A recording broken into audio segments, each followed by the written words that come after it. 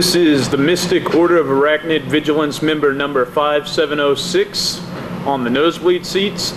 Last time on the nosebleed seats we had Prince Ali. He mentioned a guy, said he was one of the greatest talents Central Illinois ever had, but he was one of the best kept secrets because Chicago didn't know about him due to his work schedule.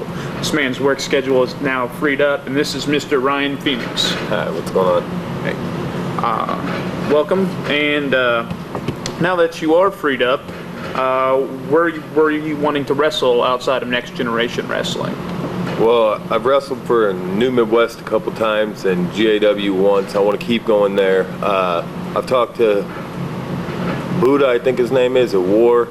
Tony Regan's trying to get me in up there, just around Central Illinois, maybe a little outside of Illinois, and see how far I can go. Just kind of test the water.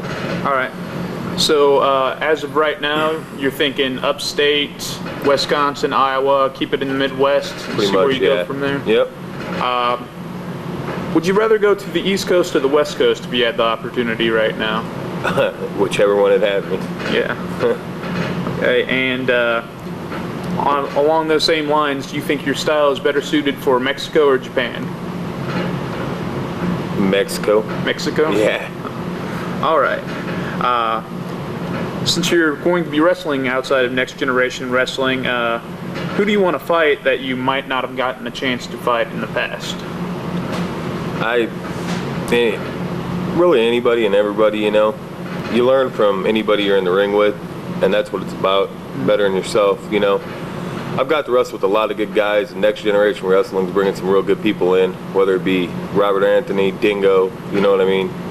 They're bringing in names now, so just anybody and everybody. I'd like to wrestle Dingo one-on-one. Yeah. That'd be a good time. Myself personally, I waited 5 years to see Ryan Phoenix versus Eric Logan in New Midwest. That was a dream match of mine, and it finally happened. Is Eric Logan a guy you want to have a rematch with? I don't think it's quite over with. Oh yeah, Eric Logan was, that was a good time. I like Eric. He taught me a few things also. Like I said, you learn from everybody you're in the ring with. I'd like to wrestle him, maybe here at Next Generation. We wrestled in the BBI, but I had torqued something. I think it was my knee at the time. I wouldn't mind wrestling in front of my fan, you know, the fan base here that I've wrestled in front of, rather than New Midwest, where I think I've done 3 shots. Right. Let's get into your background a little bit. How long have you been wrestling, and where were you trained, and who by? I think I started in 2001. I don't know how many, I make it 7 years? God, it's been a while. I was trained by Corey Carter. To me, training's anybody you're in the ring with, you know what I mean? Corey Carter gave me my foot in the door, taught me some of the basic things, but I've learned from anybody and everybody. And I did a camp with Shark Boy at the first fish show, I think it was, that was in Peoria. I learned a lot from him. But as far as training goes, I've never really gotten out far enough to find a training facility. I was thinking about Missouri. Dingo, as I was saying, has a training thing. I was thinking about going up there, giving that a shot. That leads me to my next question. You mentioned Dingo. Anyone else you might want to train with? Anyone else, like Harley Race, Danny Daniels? Well, any of them, and all of them, you know what I mean? You learn something new from everywhere you go, as far as training goes. I worked a show up by Kankakee with a couple of Harley Race's guys, and I can't remember their names off the top of my head. It's been about 5 years, but they were really solid workers, and I wouldn't mind giving that a shot either. But like you said, with my work schedule, I haven't had a chance. I haven't really got to do a whole lot. Now that I'm on first shift and not working Saturdays, frees up some time so I can maybe do some of that. Cool. One of my questions later is favorite opponents, but since we're talking about how you learn from whoever you wrestle with, who do you think you learned the most by being in the ring with, if you had to pick a name, just off the top of your head? I couldn't. It'd be disrespectful to everybody else, because I've learned things from people that haven't been heard of, like Johnny Justice, Scott Keys, and Rick Brutal, all the way up to wrestling with Dingo, Ali, and Kyle Rich. Right. To Dingo, Kyle Rich, and Ali. Kyle Rich especially, I've learned a lot from, and Ali. I've been wrestling Ali for 6 years. I've learned a lot from him. He's a great wrestler. Alright. Were you a wrestling fan growing up? Oh yeah, definitely. What was your first memory of watching wrestling? I think it was the Wrestling Classic that came down to Macho Man and Junkyard Dog, the tournament, and it was just, I mean, I don't remember vividly what all happened in that. I just remember like Ricky Steamboat was in it. There was a lot of guys in it, and just watching all them guys, it just hooked, you know what I mean, like a drug. Was that one of your favorite moments in wrestling, or do you have one that stands out besides that? Not really. I wouldn't say my favorite moment in wrestling at the time, WrestleMania 3. But now looking back, the best part of WrestleMania 3 was Savage Steamboat. Right. But back then I wouldn't know. Are there any guys that before you were a wrestler you didn't really appreciate, but now you go back and watch now with the knowledge that you have and say, man, this guy is really good. I didn't think he was as good. Ricky Steamboat, off top. Yeah, I mean, so underrated back when I was a kid, you know what I mean? To see his and Savage's match now, and just to look at the main event of that show and know the difference in, you know, skill composed to just pure, you know, personality. Savage and Steamboat were skilled. I mean, there was nothing, you know, just there's so many wrestlers that were skilled I just didn't notice back then. Mr. Perfect. When you're a kid, you know, all you're worried about is villains. I hate him, I hate him. When you get older and you're doing this thing, it's a big eye-opener. Those guys really busted their backside. So, you've been wrestling in Next Generation Wrestling for years. When I first saw you, there was a story where you had set someone on fire years ago. Yeah. Do you remember the story about setting someone on fire and who that was? Yeah, it was Big Papa, and I really had no motive. I mean, I did it just because the biggest guy in the locker room, and I felt I wasn't being looked at. I was being overlooked because of the flips, which I've since gotten myself away from, but I felt I was being overlooked, so why not take the biggest guy in the locker room and set him on fire? And I'm pretty sure it was his leg that I set on fire. Yeah, it was good times. When I first saw you years ago, I kind of had this perception of you as a hardcore wrestler or a specialty match wrestler. You've even had you're probably the only guy in Central Illinois that I can think of that's had a barbed wire match. Of course, your opponent Kyle Rich being the other one. Is it a fair assessment to say you are a hardcore wrestler, or that was something you were in the past? Definitely in the past. When I first got started, I mean, you know, caution to the wind, young. Since then, I've got a baby now, so I kind of worry about that. You know, I've seen many of accidents. I've had teeth kicked out, you know what I mean? Just bad things. I still, you know, if need be, you just do what you got to do, you know what I mean? But the barbed wire and all that, that's not me. I like wrestling. Right. I love wrestling. Kyle.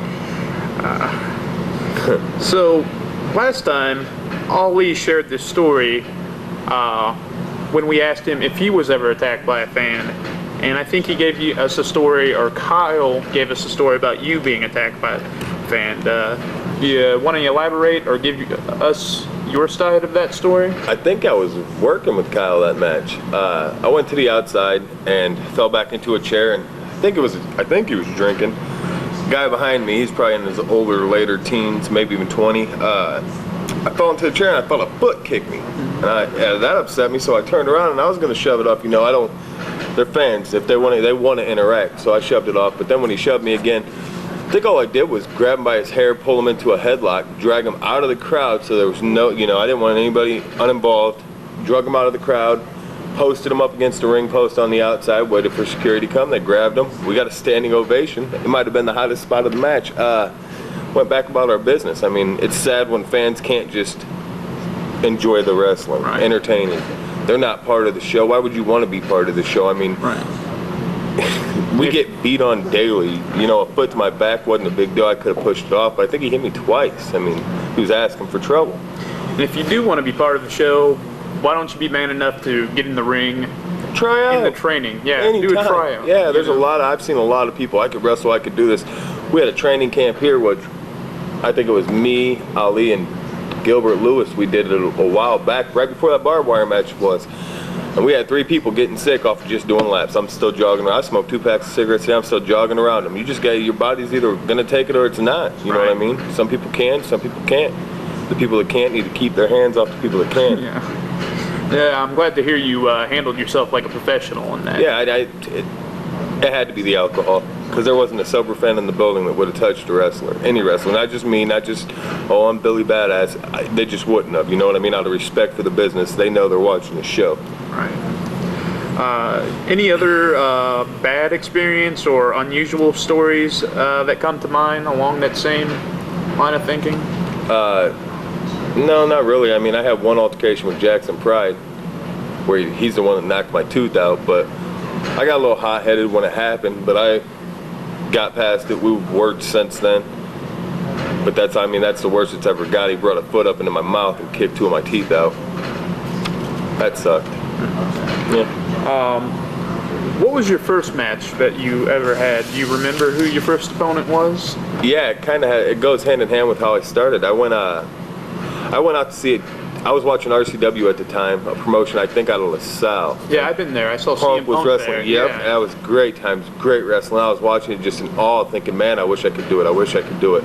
Well, my Uncle Brian has been a wrestling fan his whole life, so he took me to one of Tim Lyle's shows where I met Maniac Matt Maverick, Jimmy the Face Shawwin, or isn't that his name?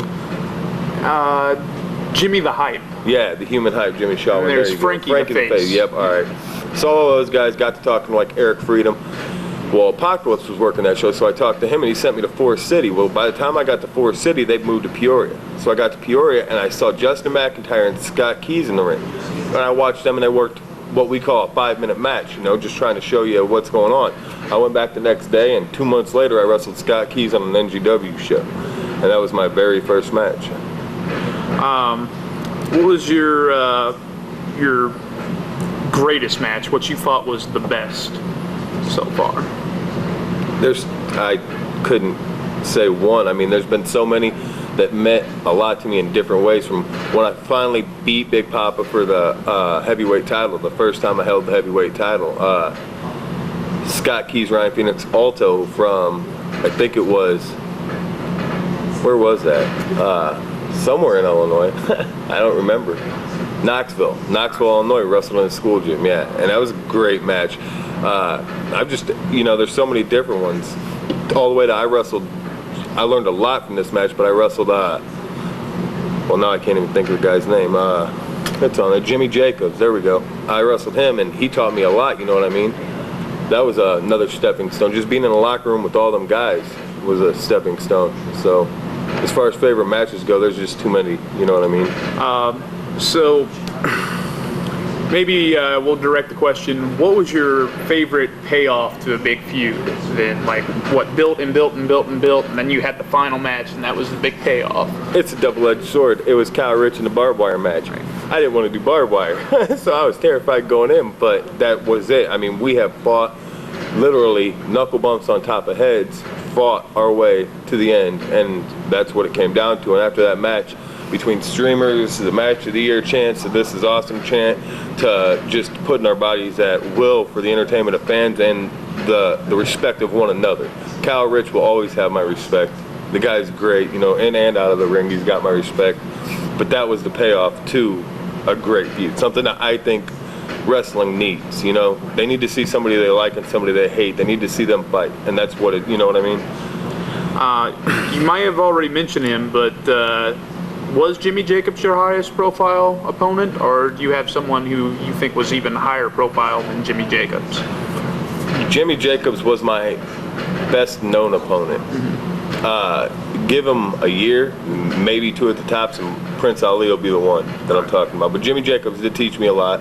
I was very, very green when I wrestled him. I was at a Fish show, and I think he was actually supposed to wrestle Brett Gakia, but due to traffic or Mother Nature or something, I don't know, something, he couldn't get to the show, and I ended up wrestling Jimmy. And I don't regret anything. I wish I'd have known more.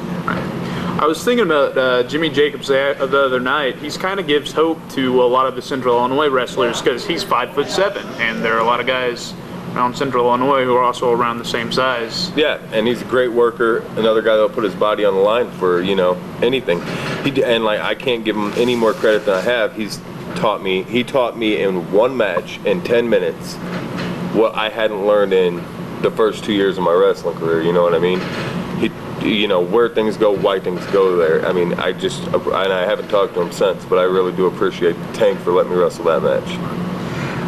You've been in NGW for the better part of your career. Almost your whole career has been exclusively wrestled here. You've had some other dates other places, but you've held a bunch of titles. What's left for Kyle Rich, or not Kyle Rich? You're very closely associated with Kyle Rich because of that blood feud you had. Is there anything left for Ryan Phoenix to accomplish? Yeah, I don't want to stop working here until this place is on TV. I don't care if it's, public access. I've said it since the beginning. I'm more worried about the company than I am about Ryan Phoenix. I want to see NGW's name out there. That's what I want to see, and I will do whatever it takes, as I have shown in the past, to make people come back and watch his show. But it's just, you need a lot of money to make things work, and that's all there is to it. But yeah, the more is in the seats, that's all I can keep doing. And however I got to do it is how we're going to do it.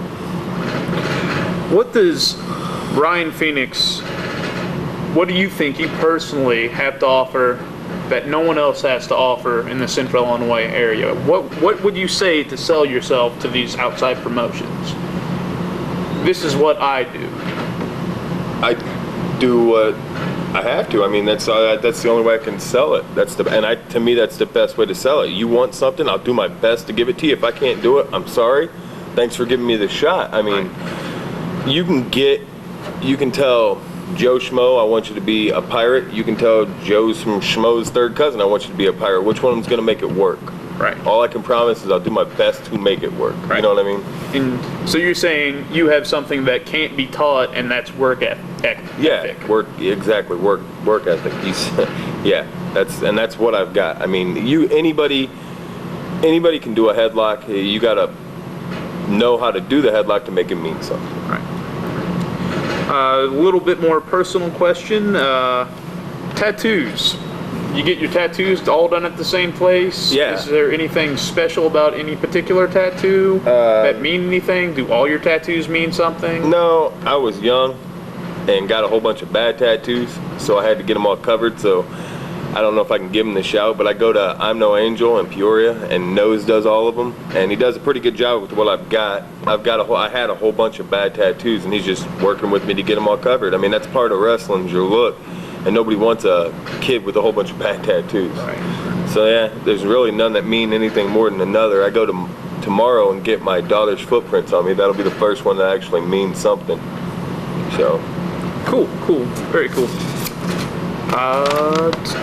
You see, you were nominated for the Diamond in the Rough Award, the Nosebleed Award. What are your thoughts of being nominated for that award?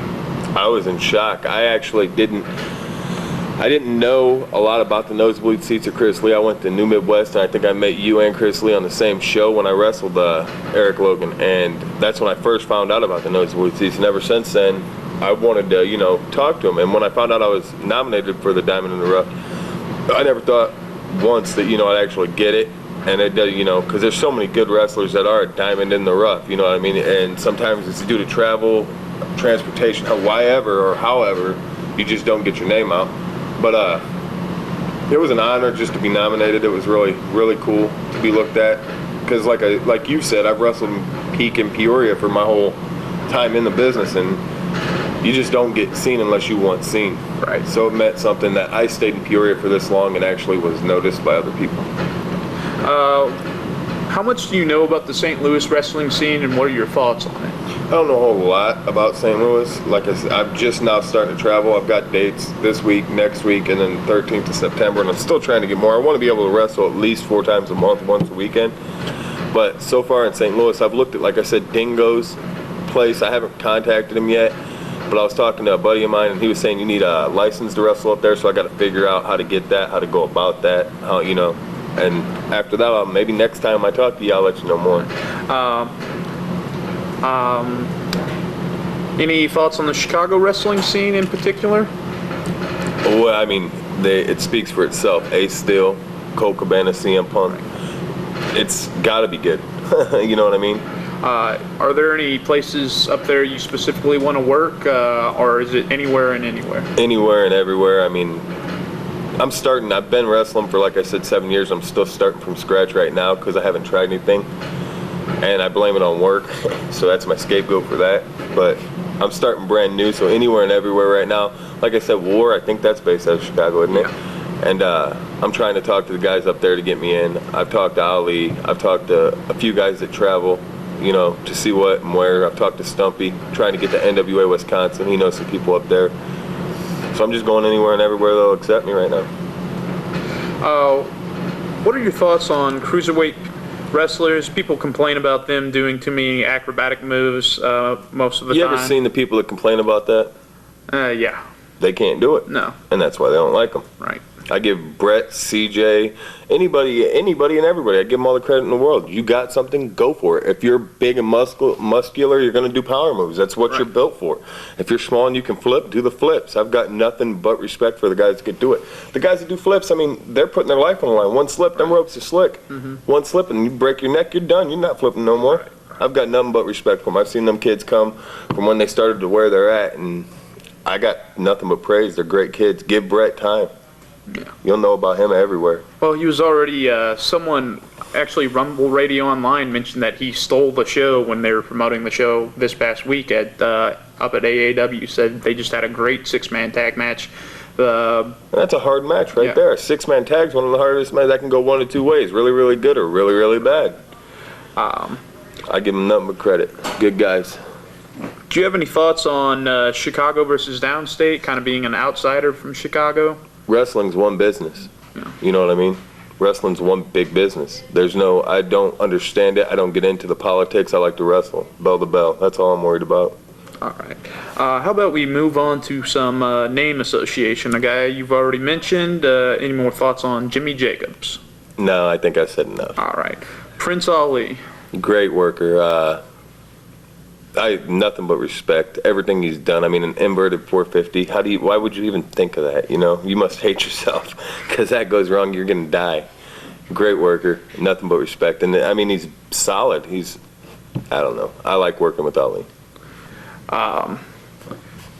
Jason Hades. We haven't mentioned him at all.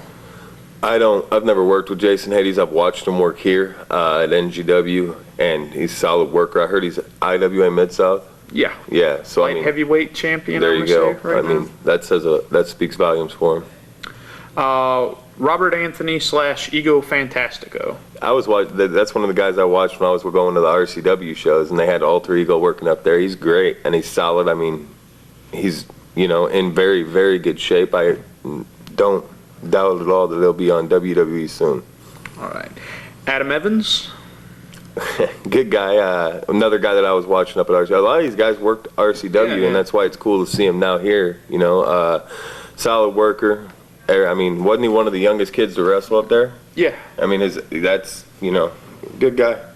Since you did go to RCW a lot, what do you think about Acid?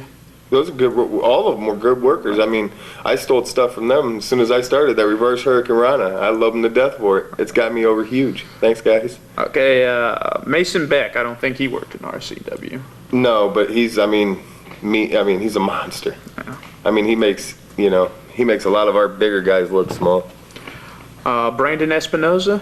Good worker, solid. I think I got my first shot to wrestle him at a New Midwest show, and I thank Justin for letting me do that. And all I could do was come down here and tell NGW, bring him in. I mean, he's a good worker. We've already covered Guy Smith. I haven't really got to work with Guy Smith too much, but from what I've seen of him and where he's came from and where he's at now, once again, solid. I've never had any problems with him. A lot of respect out of him and for him. Bobby Houston. Who? No, I'm just playing. I am just playing. Bobby's awesome. Another good guy. I want to work for him, but I heard he on and off with shows. He doesn't have solid venues or anything, but I've never actually, BBI, I got to wrestle with him and Brett, and I mean, everything was good. He's old school. He's Ricky Morton. You know what I mean? Yeah. I've Kyle Rich and Prince Ali compared him to Von Erich last There time. you go. I mean, he's one of them guys that can make an armbar spot. I mean, that's great. The Mississippi Madman, Don Jackson. Wow. I watched him and Sinister wrestle, and he did that moonsault, and Has he ever hit that on somebody? I believe he hit it once. Yeah? Is the guy still around to talk about it? I mean, It was the end of the match. that'd terrify me. Mason's back. It was Mason Beck. That's why they call him Mean Mason Beck. I mean, right on. I mean, nothing but respect for him. Awesome guy. I've never had the pleasure of working with him, and I am afraid that if I had to, I'd be nervous. That's all I can say. He's a big dude. Chester. He's a good friend. I've worked with him a couple times in a dog collar match. That was one of my first bigger venue gimmicked matches, and I don't want to ever do that again. I mean, I don't know if he knows how hard he kicks and hits, but he's left boot prints on me before. But he's a good guy. Party Time Ray. Party Time Ray. Good worker. I don't know if he wants to travel. I don't know what he's wanted to do, you know. I know he's more family bound. That's about all I know about him. Gilbert Lewis. Good guy. Way over. Way over. He could get over anywhere he goes. It's crazy that that's way over. I like him. Got nothing but respect for him. Abuse of power of Morton Van Pros and Josh Powers. Skip this. Next. Okay. All right, Andy Roberts. Potential. And if Stumpy don't leave him alone, I'm going to start being mad at Stumpy. I mean, these guys pick on this kid like crazy, and he sits there and takes it. I love the guy to death. I really do. And finally, for the name association, Robbie McCann. Robbie McCann. Yeah, me and him grew up together, good friends. It was fun working with him. I had a blast beating the hell out of him. That's about all I can say about Rob. Actually, one more name, Stumpy. He wasn't. Stumpy's a good guy. He's got charisma, and he'd be fun to work with. I try and drag him along with me to wrestle him. I push him. I like pushing him because I think he's got more potential than he knows he has. And I think he gets put in the ring with guys that don't make him shine. You know what I mean? It's just a match, a spot filler. So I've been trying to get him to go along with me, or him to get me to go along with him, because I try to bring out the best in him. I think he's got a lot of potential. Any closing thoughts? Nope. That's about it. All right. This has been the Mystic Order of Arachnid Vigilance, member 5706, with Ryan Phoenix. Hope to see you wrestle tonight. Yep. Hope it's a good match, and we'll see you next time. Thanks.